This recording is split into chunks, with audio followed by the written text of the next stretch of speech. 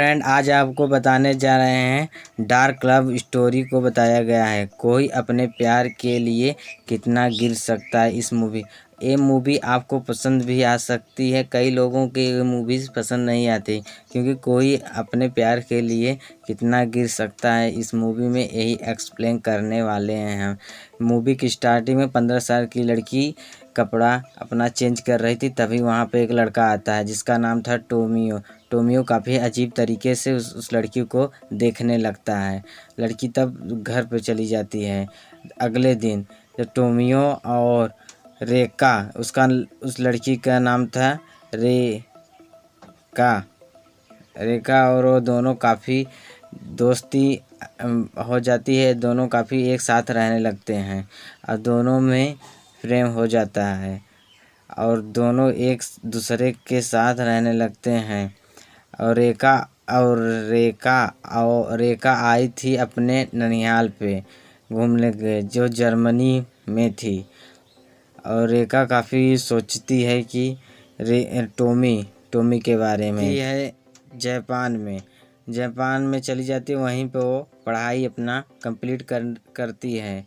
दोनों आपस में लव करने लगते हैं और टोमी भी उससे लव करता था। 12 साल बाद रिबेका वापस आती है जापान में और टोमी की माँ से मिलती है और टोमी की माँ से बोलती है टोमी कहाँ पे है। तब टोमी की माँ उसे पहचान नहीं पाती है।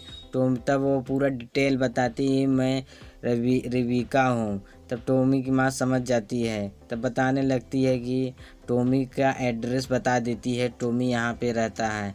तब रेबिका जाती है टोमी के हाउस पे, देखती है कि वो अपने गर्ल के फ्रेंड के साथ मस्ती कर रहा था। तभी रेबिका वहाँ पहुँचती है, बोलती है टोमी कैसे हो।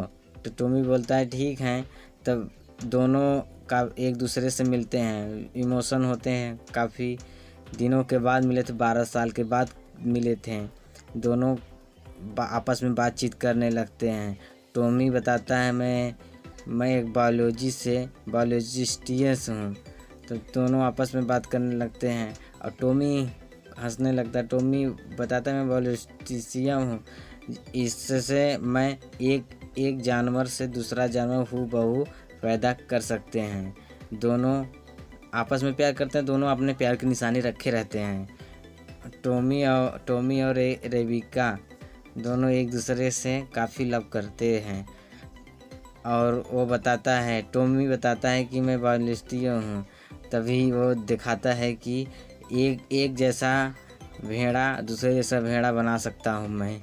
दोनों बताता है एक जानवर से मैं जानवरों की जनसंख्या बढ़ाने के लिए ये कर सकता हूँ, जिसका नाम है डेकी के जैसा काम होता है। रिबिका टोमियो के काम से काफ़ी खुश रहती थी।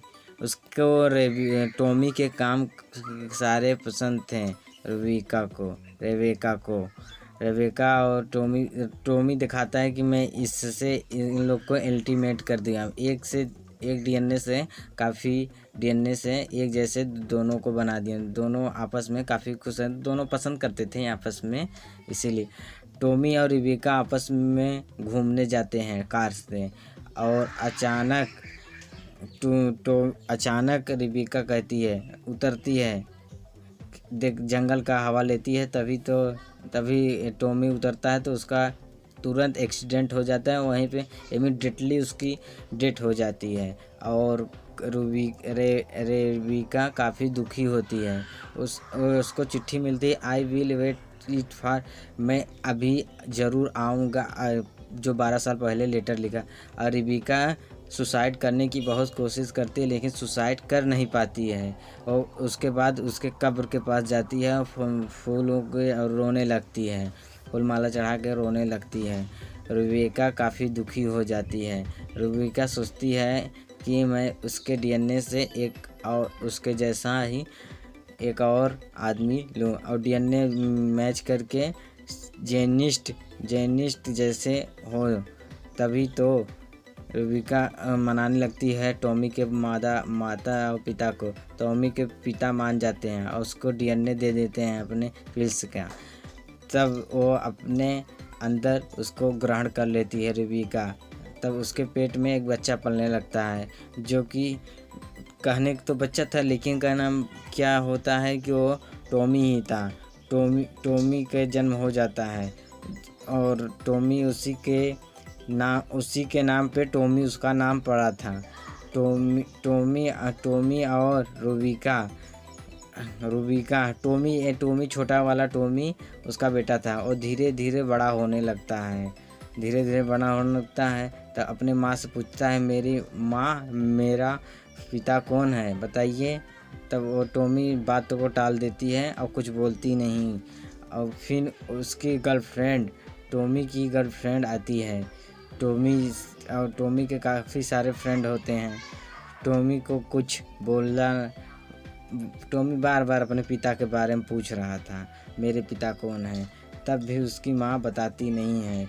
टॉमी के फ्रेंड उससे दूर रहने लगते थे और टॉमी के फ्रेंड की माँ उसे खरी खोटी सुना के चली जाती है, क्योंकि टॉमी कोई माता पिता का लड़का नहीं था, वो तो डीएनए से पैदा किया हुआ लड़का था, इसीलिए सभी उससे दूर रहना चाहते थे।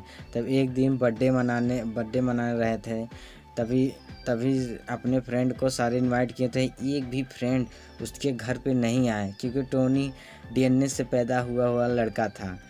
और टॉमी और उसकी माँ दोनों रोने लगते हैं, आपस में कोई आता नहीं, दोनों आपस में अकेले ही सेलिब्रेट करते हैं बर्थडे को। और वो समझ जाती है, आज नहीं कल तो मेरा पोल खुल जाएगा, क्योंकि डीएनए से लड़का मेरा पैदा हुआ है टॉमी। इसको पता चल जाए, काफ़ी प्रॉब्लम क्रिएट हो सकता है। दोनों बाहर रूम लेकर रहने लगते हैं। और टॉमी वाला, छोटा वाला टॉमी हमेशा अपने पिता के बारे में पूछता रहता है, मेरे पिता कौन है, कहाँ पे हैं, कैसे मेरे पिता हैं। तब धीरे धीरे करके छोटा वाला टॉमी बड़ा हो जाता है, ये एकदम बड़े वाले टॉमी के जैसा दिखाई देता है, बिल्कुल हूबहू बड़े वाले टॉमी जैसा दिखाई देता है। और टॉमी की माँ उससे काफ़ी नज़दीक आने लगती हैं। टॉमी की माँ उससे पसंद करती हैं। टॉमी की माँ टॉमी से काफ़ी मिस होता है। टॉमी की तभी गर्लफ्रेंड आती है और टॉमी को माँ को देख के काफ़ी जलन होने लगती है। टॉमी की माँ उसके गर्लफ्रेंड को देख के जलन और वो भी उसके करीब आने चाहती है। टॉमी की माँ रुबिका उसके पास आना चाहती है और टॉमी भी उससे इंटीमेट होना चाहता है। टॉनी भी मज़ा ले रहा था खूब।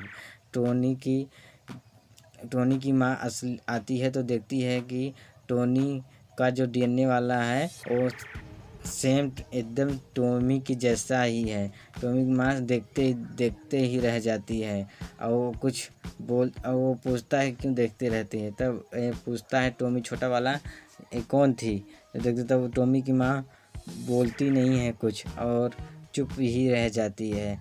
तो टॉमी बोलता है, ओहो क्या बात है भाई, क्यों इतना हैरान दे गए। तो टॉमी कुछ अजीब हरकत करने लगता है। टॉमी कुछ ऊट पटांग हरकतें कर, टॉमी की गर्लफ्रेंड भी उससे डर जाती है, क्योंकि वो बहुत अजीब हरकतें कर रहा था। टॉमी का डीएनए और बड़े वाले टॉमी और छोटे वाले टॉमी का डीएनए आपस में मिलाया जाता है और डीएनए सेम टू सेम वैसे था। ये बचपन से ही मिला रही थी उसकी माँ, डीएनए को सेम टू सेम था। और टॉमी और उसकी माँ, टॉमी आज फिर पूछता है मेरा पिता कौन है। तो टॉमी की माँ बता देती, तुम अपने पिता के डीएनए से पैदा हुए ना मेरा बेटा हो ना अपने पिता का, तुम एक डुप्लीकेट कॉपी हो।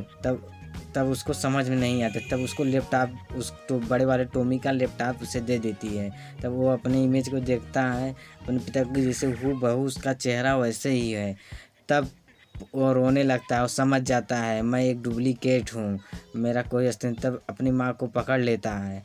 तब उसके बाद दोनों काफ़ी करीब आ जाते हैं, दोनों में इंटीमेट होने लगते हैं, इंटरकोर्स होता है, फिर फिजिकल रिलेशन भी बनने लगता है। दोनों काफ़ी करीब होके एक दूसरे से इंटरकोर्स करने लगते हैं, फिजिकल रिलेशन भी बनता है।